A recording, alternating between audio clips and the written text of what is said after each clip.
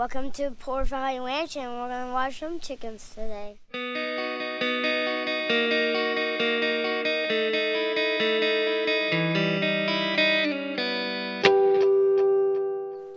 Hey guys, Josh here at Porter Valley Ranch. We have a small hobby farm in northeast Oklahoma where we raise exotic sheep, goats, and chickens. Now it's really windy up here today, so I am actually in our chicken barn, and that's fine because today we are talking about chickens. So when you are on a small hobby farm or a homestead, you can break your chickens into a couple of categories. The first one would be broilers. Broilers are big chickens that you raise for meat. A lot of people raise them and butcher them themselves. One of my chickens is going crazy. You butcher them, you eat them, that's what they're for. You grow them out, they grow big, and you eat them. Meat chickens, broilers. The second one are going to be called egg layers. So egg layers, there's a couple different breeds of chickens that lay good eggs. They lay almost year round, the eggs are big, all those kinds of things. So those are egg layers. Egg layers lay eggs, which you can then collect, you can sell the eggs, or you can eat the eggs yourself, depending on what your family's needs are.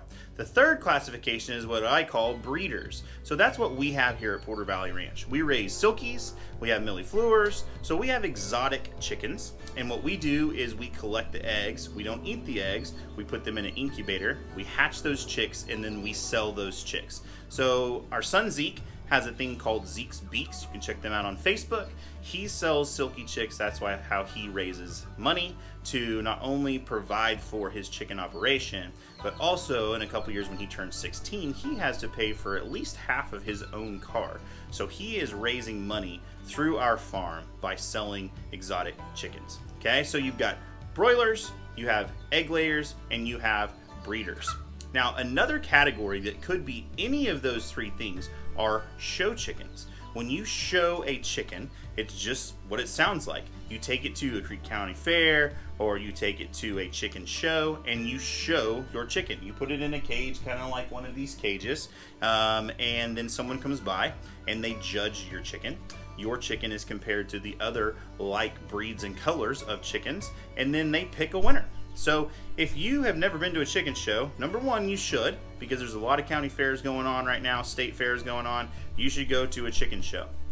But also, if you've never shown a chicken, then what you don't know is you have to prepare your chicken.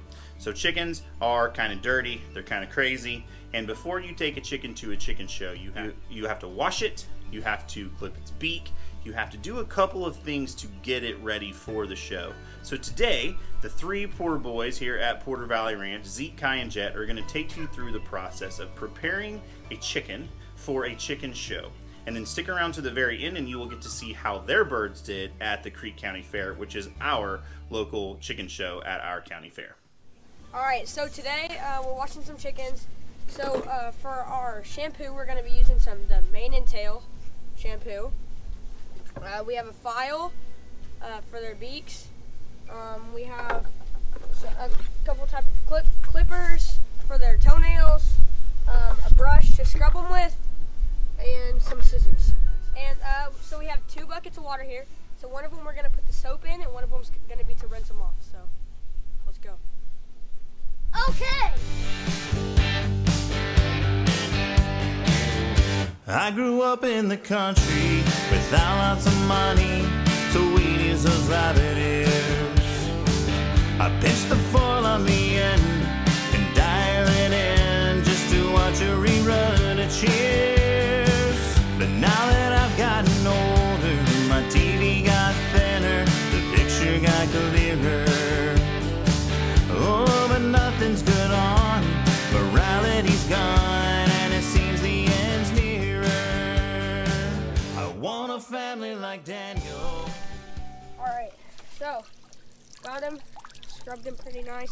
You always, whenever you're washing them, you always want to wash them with their feathers, in the direction of their feathers, so that their feathers don't get all frayed. I think that's the correct term for it. Frayed? Sure. Okay, so this is just this bucket has no soap in it. I need to cut. So I'm just gonna wash them off.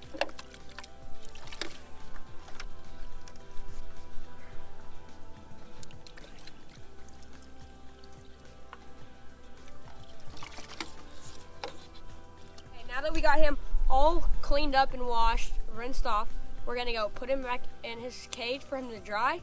And then after he dries, we're gonna go back and we can clip his toenails and file his beak.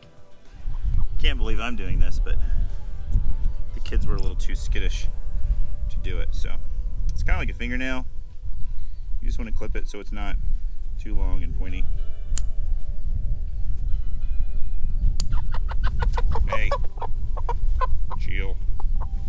Alright, so I'm just using normal fingernail clippers. They have like fancy like rabbit clippers, but I'm just using fingernail clippers. They're working fine.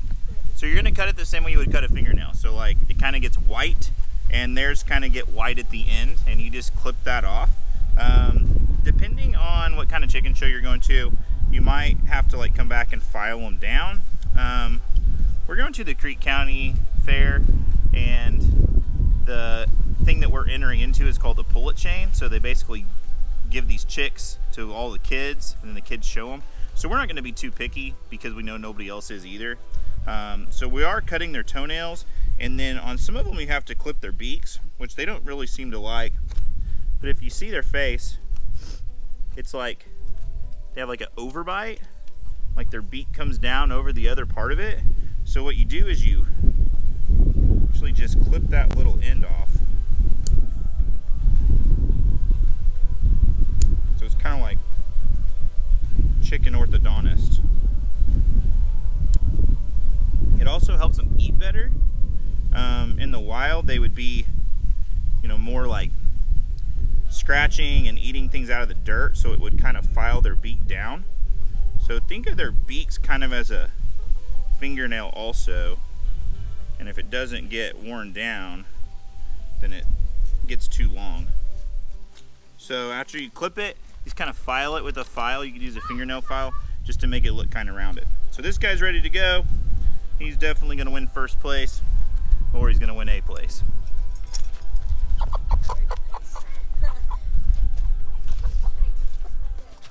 I don't know. All right, we got another one. We're gonna trim these toenails, trim that beak. Gonna be great. All right, this one's ready, and we're going to the fair. We'll let you know how they do. That one looks good. That beak looks great. Thanks. So now that the boys have shown you how to prepare a chicken for a chicken show, we're gonna go to the chicken show and see how our chickens fared at the county fair.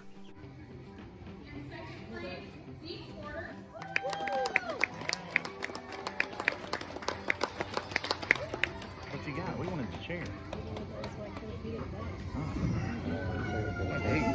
Is that a chicken bag? You put a chicken in there? What do you do with that? That's your chicken carrier, so you can take it to the mall. Is that a chicken coat?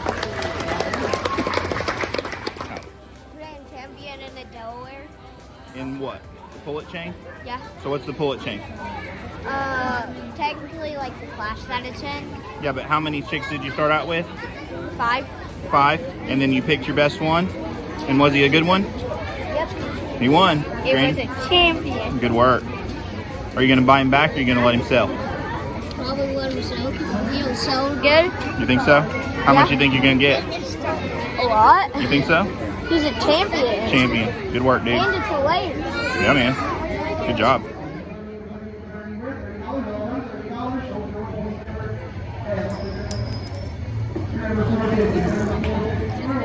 Look at Kai's eyes.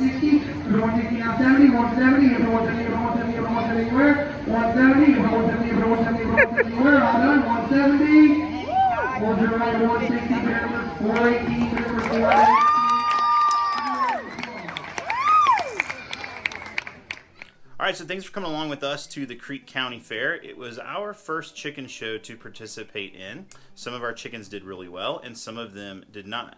The reason that's important is because when you look at a bunch of chickens, a lot of times they look very similar.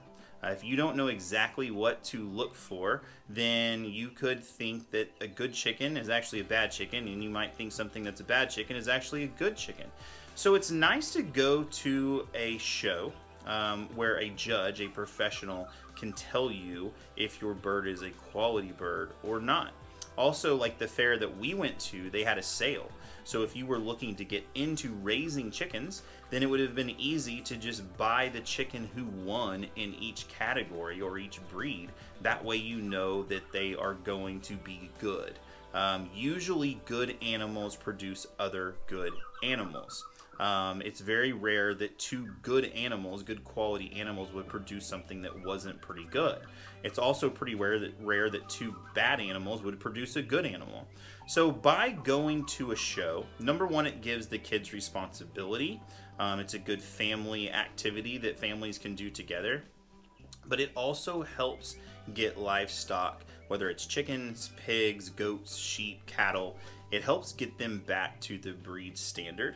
It puts a title on an animal of whether or not it is a quality animal. So if you are looking to buy or sell livestock, while it's not imperative that that animal has been shown, if the animal was shown and did well at a show, or if it has a pedigree that has, then that tells you that someone with a good professional opinion valued what that animal brought to the table. So that would tell you if that animal was worthy of reproducing itself.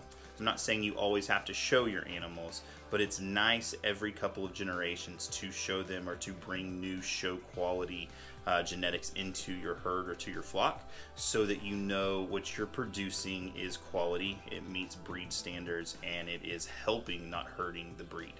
So that's all we've got for you here at Porter Valley Ranch. We've got a lot more videos coming up, so make sure if you haven't yet, you like, subscribe, comment, tell us what you think, tell us what you want to see more of. If you have questions, we're always available, so make sure and reach out to us. We appreciate you coming along with our journey, and we'll see you on the next one.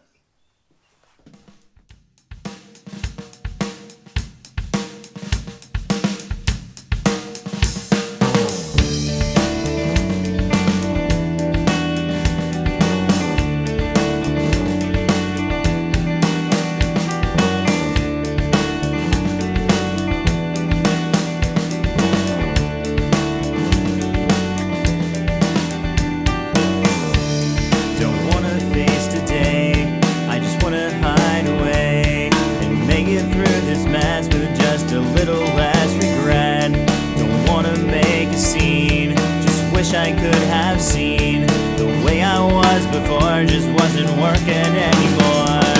If I could find the time to stop and press rewind, then maybe I could see just what you want from me. You're calling out to me, and I am starting now to see